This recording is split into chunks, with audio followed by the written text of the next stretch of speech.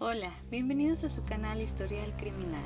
El día de hoy les tengo un caso impactante que llenó de terror a todo un campus universitario.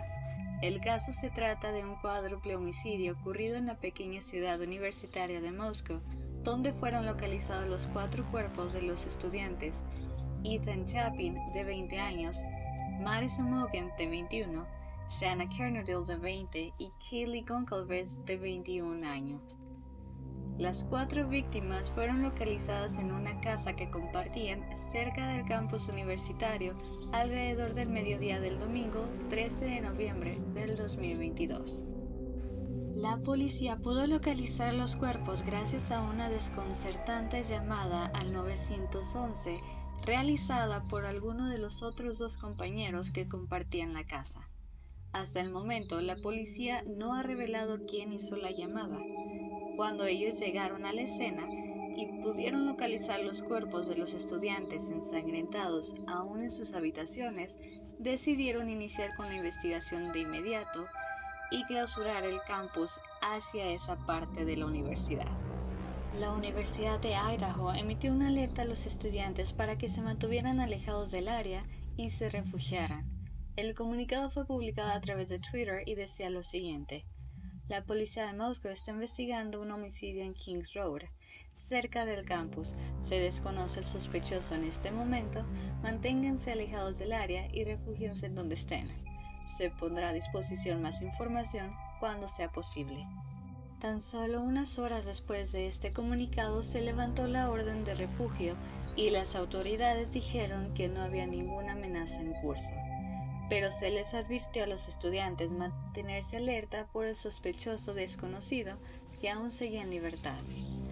Varios rumores comenzaron a circular por el campus universitario. El suceso era tan grande que esos rumores llegaban a los investigadores del caso.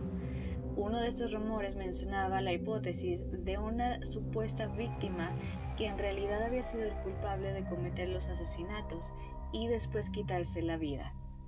Fue así como el lunes 14 de noviembre, el capitán de la policía de Moscú, Anthony Dellinger, dijo al periódico local The Idaho Statesman que los 4 estudiantes son considerados víctimas, descartando así la posibilidad de un asesinato-suicidio y que estaban en la búsqueda de un sospechoso. El martes 15 de noviembre, la policía informa que las 4 víctimas fueron apuñaladas hasta la muerte con un arma afilada como un cuchillo. También describió los asesinatos como un ataque aislado e intencionado, e insistió que no existía una amenaza para la comunidad en general. En este punto les compartiré algunos datos sobre el contexto en el que vivían los estudiantes.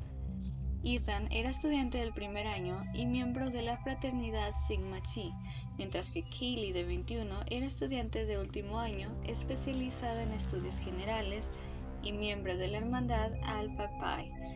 Shanna era estudiante de primer año y Madison de último año. Ambas eran miembros de la hermandad Pi Beta Phi y ambas se especializaban en marketing. Madison y Kaylee eran tan cercanas que se graduaron juntas de Lake City High School en 2019. Los 4 estudiantes compartían la casa con otros 2 amigos, Dylan Martinson y Bethany Funk, quienes resultaron ilesos. Ellos fueron quienes dieron un poco más de información, también fueron quienes encontraron los cuerpos. Ellos dieron a conocer datos como que compartían la casa por una gran amistad, que aparte era para cubrir los gastos entre todos sobre una casa cerca de la universidad. Mencionaron también que Shanna e Ethan estaban saliendo. Viernes 30 de diciembre del 2022. La policía arresta al sospechoso de los asesinatos Brian Koberger, de 28 años, quien fue detenido en casa de sus padres en Pensilvania por la policía estatal y el FBI, a más de 4.000 kilómetros de la escena del crimen. Los investigadores revelan que para llegar a este arresto revisaron más de 16.500 pistas aportadas por ciudadanos, así como 113 pruebas físicas tomadas de la escena, 4.000 fotografías y se realizaron 250 entrevistas. Debido precisamente a estas entrevistas, las autoridades incitaron a la colaboración de la ciudadanía para localizar un automóvil Hyundai Elantra blanco. Algo muy curioso a mi parecer fue que en la transcripción de los investigadores se encontró que Carpenter pregunta al momento de su arresto si era el único que había sido arrestado por la matanza de los estudiantes. Días después del arresto, los investigadores dieron a conocer una línea del tiempo preliminar reconstruida de las horas previas del crimen. Ethan y Shanna habían pasado la noche en una fiesta en el campus, mientras que Madison y Keely estaban en un bar y luego pidieron comida en un puesto callejero. Esto ocurrió antes de la 1:45 am, hora local. En base a esta línea del tiempo, se cree que los 4 amigos regresaron a su casa sin incidentes hacia las 2 de la mañana. Cuando se realizaron las primeras investigaciones en el lugar, la policía descartó señales de entrada forzada o daños a la propiedad. La investigación también arrojó que el ataque había ocurrido mientras los estudiantes dormían, aunque algunos resultaron con heridas al tratar de defenderse, y también se descartaron signos de agresión sexual. Al tomar la declaración de Dylan y Bethany, los otros 2 compañeros con los que compartían casa, mencionaron haber llegado 1 hora antes que el resto del grupo, por lo que al iniciar el ataque ellos ya estaban dormidos. Dylan, ante la declaración jurada, compartió muchos detalles claves para la investigación. Dylan narra un encuentro con el agresor cuando éste huía de la casa, mientras ella se quedaba congelada, entrando en un estado de shock. Pudo dar una descripción del sujeto como una figura de unos 77 metros, masculina, no muy musculosa pero atléticamente construida y con cejas pobladas. Dylan narra que el sujeto solo se dirigió a la puerta corrediza de la puerta trasera de la casa y salió. Dylan también se quedó congelado, pero en cuanto pudo moverse, corrió a su habitación y se encerró. Casi 8 horas después, alrededor del mediodía, se hizo la llamada a las autoridades desde el teléfono celular de una de las compañeras de cuarto. Aún no se tiene claro quién la hizo, si Dylan o Bethany. Lo que sí generó este dato en especial fue llamar la atención de los medios y las personas en general, puesto que Dylan había visto al atacante pero no llamó a la policía, ni tampoco fue a revisar a sus compañeros. Para esta conducta los especialistas tienen una respuesta. Dylan entró en una fase de shock, que se describe como una fase de la cual se pueden obtener múltiples respuestas traumáticas agudas, como la disociación y la inmovilidad tónica, explicando el comportamiento de Dylan y que fue lo más coherente en su momento al ir a su cuarto y encerrarse para protegerse. Menciona que en este momento Dylan perdió el concepto del tiempo. Esto es muy común en situaciones de estrés agudo, pudiendo pasar horas sin siquiera saber lo que sucede hasta que finalmente vuelves a la realidad. Continuando con la declaración de Dylan, dice haber escuchado a Kaylee jugando con su perro alrededor de las 4 de la mañana y poco tiempo después la escuchó decir «¿Hay alguien aquí?», acompañado de un llanto en la habitación de Shanna y una voz masculina que decía algo parecido a «Está bien, te ayudaré». Con base a evidencia forense y entrevistas, los investigadores creen que las 4 víctimas fueron asesinadas en algún momento entre las 4 am y las 4:25 de la mañana. De esos 25 minutos, se determinó que 13 fueron fatales. La cronología quedó así. Con excepción de Shanna, quien recibió comida a domicilio a las 4 de la mañana, ya todos estaban en su habitación. Casi al mismo tiempo, Dylan declaró que Kaylee estaba jugando con su perro en su habitación, y un par de minutos después, creyó escuchar a Kaylee decir, «¿Hay alguien aquí?». Dylan recuerda abrir la puerta de su habitación, pero no ver a nadie. Alrededor de las 4:12, Dylan abre la puerta por segunda vez después de escuchar lo que parecía un llanto de la habitación de Shanna. Escuchó entonces una voz masculina pronunciar, «¿Estás bien? Te ayudaré». 4:17 am, una cámara de seguridad ubicada a solo 50 pies de la ventana de la residencia captó un audio distorsionado de lo que sonaba como un gemido, seguido de un sonido sordo acompañado de los ladridos de un perro dentro de la casa. Entre 4:17 y 4:20, Dylan declaró abrir la puerta por tercera vez y tener un encuentro con una figura vestida de negro, enmascarado, quien solo pasó a su lado mientras ella entraba en un estado de shock.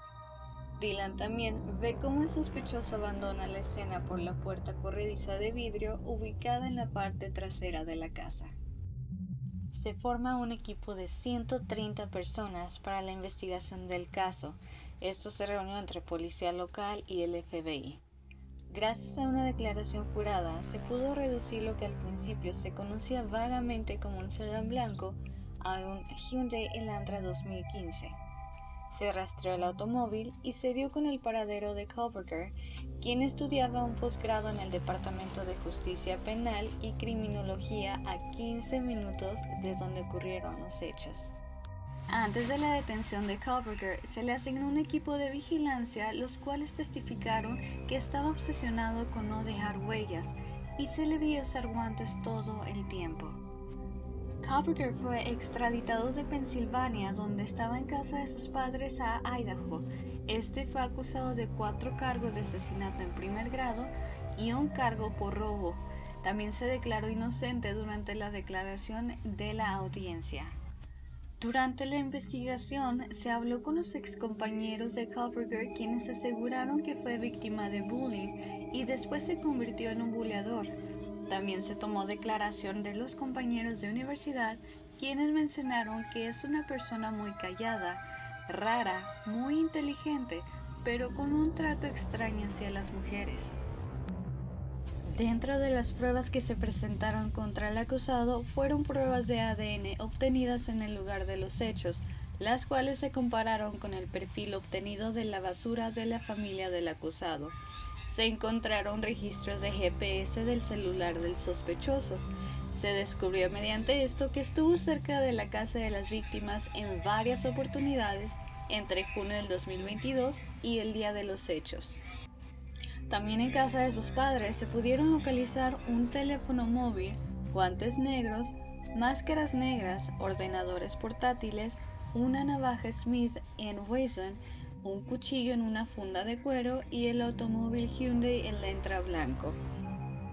Durante la primera audiencia después de su extradición, Kohberger permaneció sentado sin pronunciar palabra ante el tribunal.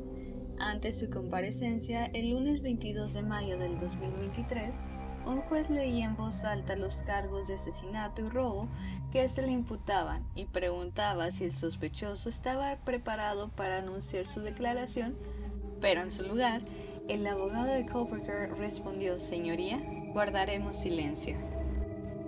Esta estrategia es conocida como permanecer mudos y es basada en una norma penal de Idaho que exige que el juez presente entonces una declaración de inocencia en nombre del acusado, lo que permite evitar comprometerse verbalmente a ser culpable o inocente. Junio 9 del 2023. Se lleva a cabo una audiencia donde Kohberger junto a su abogado piden más tiempo para determinar sus presuntas pruebas de inocencia o comenzar a preparar su juicio. La solicitud fue otorgada y el juicio está programado para iniciar el 12 de octubre de este mismo año 2023, con una duración de 6 semanas, mientras que Kohberger está en prisión sin fianza desde que fue detenido en casa de sus padres. Esto es lo que se sabe del caso hasta el momento. Tendremos una actualización cuando se llegue la fecha del juicio. Me gustaría conocer, como siempre, tu opinión. Déjame un comentario, ya que así ayudarías a nuestro canal. Recuerda que también nos apoyas al suscribirte, dar like y si compartes. Gracias por tu apoyo, por ver nuestro video y pertenecer a esta comunidad. Nos veremos en un nuevo caso por conocer.